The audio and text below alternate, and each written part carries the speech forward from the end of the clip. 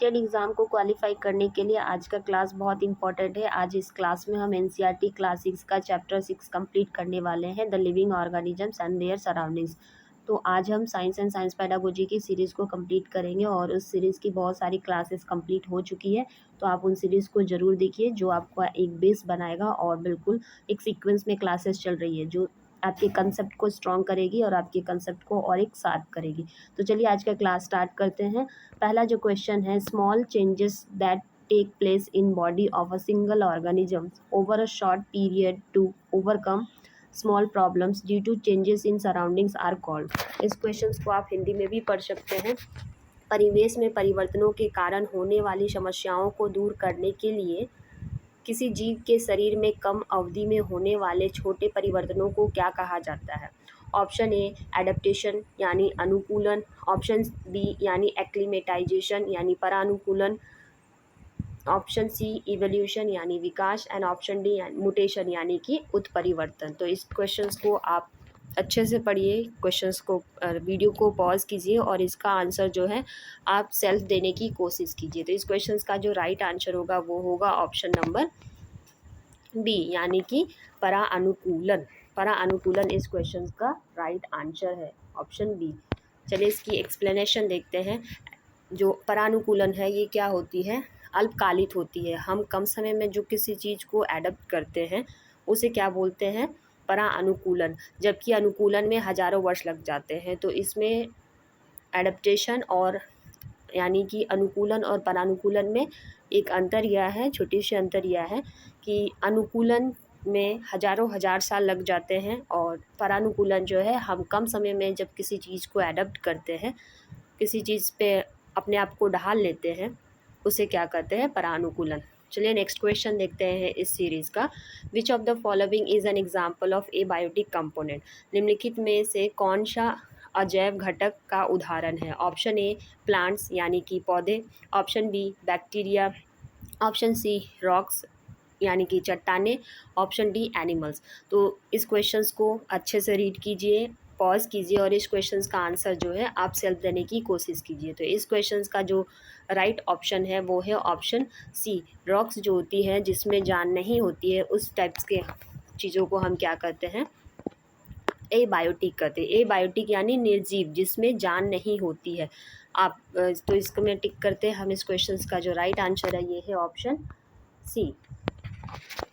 Non living things like rocks, तो इसके बहुत सारे एग्जाम्पल हो सकते हैं नॉन लिविंग थिंग्स यानी कि ए बायोटिक। ए बायोटिक, ए मीन्स एब्सेंस। आप इसको एक ट्रिक के साथ याद कर सकते हैं अगर आप इस वर्ड में बायोटिक और ए बायोटिक में कंफ्यूज हो जाते हैं। ए फॉर एब्सेंस होती है। एब्सेंस माने वो चीज़ें नहीं है जिसमें जान नहीं होती है, उसे क्या कहते हैं? ए बायोटिक कहते हैं। इसके बहुत सारे एग्जाम्पल्स हैं जैसे कि रॉक्स है, सॉइल है, एयर हो गए, वाटर हो गए, these are abiotic example.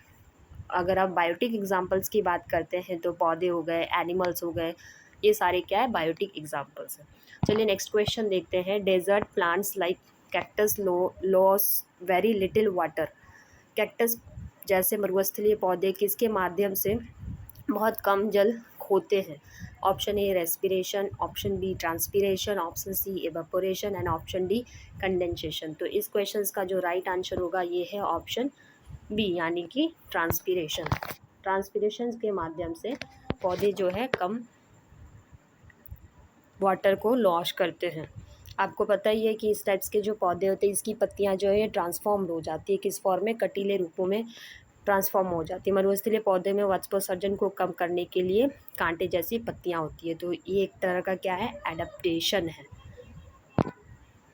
चलिए नेक्स्ट क्वेश्चन देखते हैं। Question number 4, the process by which living organisms produce new ones of their on kind is.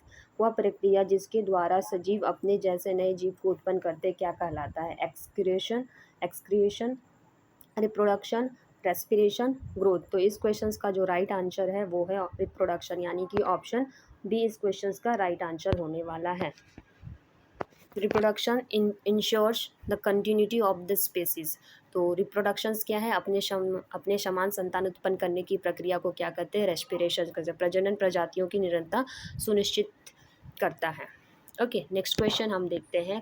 Question number 5, which of the following is not a characteristic of all living organisms. Option A respiration, option B growth, option C response to stimuli and locomotion. तो इस questions का जो right option है ये है locomotion. Locomotion जो है, plants are living but generally do not show locomotion moving from one place to another place. पौधे जीवित हैं लेकिन आमतौर पर एक स्थान से दूसरे स्थान पर वह नहीं जाते हैं। चलिए नेक्स्ट क्वेश्चन देखते हैं। Some aquatic animals like squids and octopus do not have streamline bodies, how they move. कुछ जलीय जंतुओं जैसे स्क्विड्स एंड ऑक्टोपस का शरीर धाररेखीय नहीं होता है, वे कैसे गति करते हैं। Options A they stay deep in ocean, वे समुद्र की गहराई में रहते हैं। They make their body streamline when moving, वे चलते समय शरीर को धारारेखीय बना लेते हैं। Option C both A and B. Option D they fly in water. तो इस क्वेश्चंस का जो राइट ऑप्शन है ये है ऑप्शन बी, यानी कि they make their body streamline when moving, वे चलते समय शरीर को धारा रेखीय बना लेते हैं। एक्चुअली ये जो एनिमल्स है लाइक स्क्विड्स और ऑक्टोपस, इसकी बॉडीज स्ट्रीमलाइन नहीं होती है, बट ये जब मूवमेंट करते हैं यानी कि जब ये पानी में जाते हैं तो अपनी बॉडी को स्ट्रीमलाइन बना लेते हैं। तो इस क्वेश्चन का जो राइट आंसर है वो ऑप्शन बी है। चलिए नेक्स्ट क्वेश्चन देखते हैं। Respiration in plants takes place, पौधों में श्वसन किस प्रकार से होती है, कब होती है।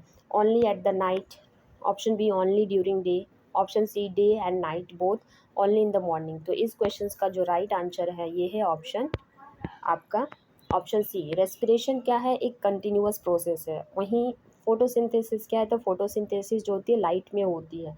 तो इस क्वेश्चन का जो राइट ऑप्शन है डे एंड नाइट। तो रेस्पिरेशन डे एवं नाइट मीन्स प्रकाश की प्रेजेंस हो या प्रेजेंस ना हो, रेस्पिरेशन प्रोसेस कंटिन्यूअस प्रोसेस हो और ये कंटिन्यूअस चलती रहती है।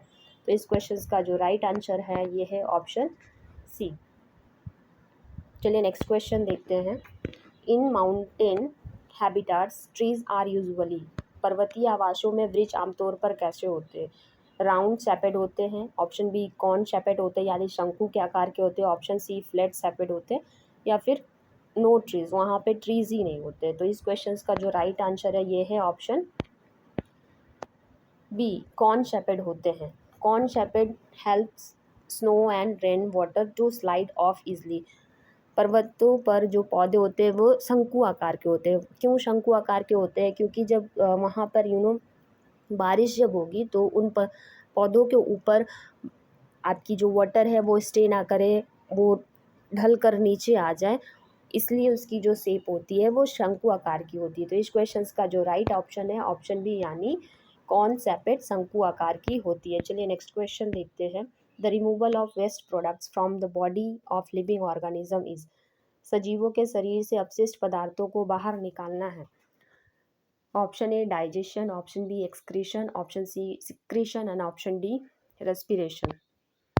तो इस क्वेश्चन का जो राइट आंसर है ये है ऑप्शन ए, यानी कि all living things excrete waste produced in their bodies. इस क्वेश्चन का जो राइट ऑप्शन है बी, यानी कि एक्सक्रीशन। तो एक्सक्रीशन क्या है, it is a process of removal of waste product from the body. So right answer of this question is excretion, यानी कि उत्सर्जन। चलिए लास्ट क्वेश्चन देखते हैं इस सीरीज का। स्टिमुली आर, स्टिमुली क्या है, उद्दीपन क्या है। उद्दीपन क्या है, चेंजेस इन आवर सराउंडिंग्स, परिवेश में परिवर्तन। Option B response of plants, option C growth in plants and option D food we eat. तो इस क्वेश्चन का जो राइट आंसर है चेंजेस इन सराउंडिंग्स। तो स्टिमुली क्या होती है, चेंजेस होती है, परिवर्तन होते हैं हमारे परिवेश में, जो उसे क्या कहते हैं स्टिमुली कहते हैं। Changes in surroundings that makes us respond to them are called stimuli, परिवेश में परिवर्तन जो हमें प्रतिक्रिया करने के लिए मजबूर करती है उसे क्या कहते हैं स्टिमुली। तो ये रही आज का लास्ट क्वेश्चन इस चैप्टर का। इस चैप्टर को आप अच्छे से रिवाइज कीजिए, अपना नोट्स को प्रिपेयर कीजिए, और हाँ, अगर आप सीटेट एस्टेट और टीचिंग एग्ज़ाम्स की प्रिपरेशन फ्री में करना चाहते हैं तो आपको इस चैनल को सब्सक्राइब करनी है, क्योंकि यहाँ पर आपको डेली बेसिस पे एनसीईआरटी बेस्ड आपको क्लासेस मिल रही है। और आपको पता है सीटेट जैसे एग्ज़ाम्स को क्वालिफाई करने के लिए एनसीईआरटी पढ़ना बेहद ही ज़रूरी है। तो चैनल को लाइक कीजिए, सब्सक्राइब कीजिए और कमेंट कीजिए, और आपके दोस्त बंधु कोई अगर तैयारी कर रहे हैं उनको प्रिपरेशंस करनी हो तो इस वीडियोस को आप उनको शेयर ज़रूर कीजिए। और मैं नेक्स्ट क्लास वीडियोस ज़रूर नेक्स्ट बहुत जल्द लेके आने वाली हूँ। उसके लिए चैनल को सब्सक्राइब करके रखिए ताकि आपको हर एक इम्पॉर्टेंट अपडेट्स मिलती रही जो आपके सिलेक्शंस में आपको हेल्प करेगी। Thank you so much. Have a nice day.